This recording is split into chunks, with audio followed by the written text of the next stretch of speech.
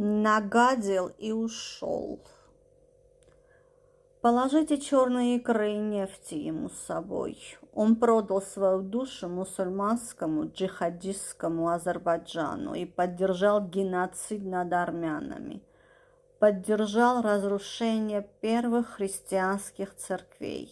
Ему за многое придется ответить перед Богом.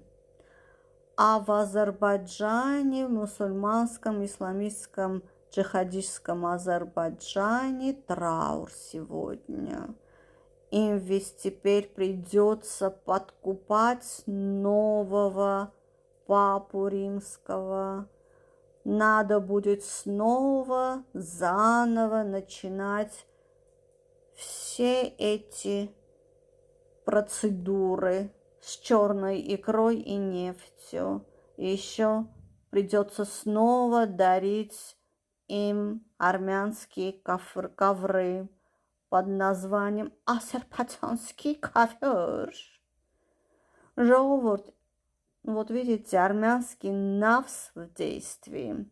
Ժողովուրդ, բայց ինչի՞ց է, որ բոլորին մեր արդար նավսը կպնում է, բացի ամենակարևորից, բացի ամենագլխավորից, ինչի դրանց չի կպնում մեր արդար նավսը, այսինքն կողքից հերթով բոլորին կպնում է ու մերսի Աստվածին դրա համար, բայց ինչի գլխավորին չի կպնում ժողովուրդ, երբ է գլխավորին կպնելու մեր արդար նավսը, մեր ազգի,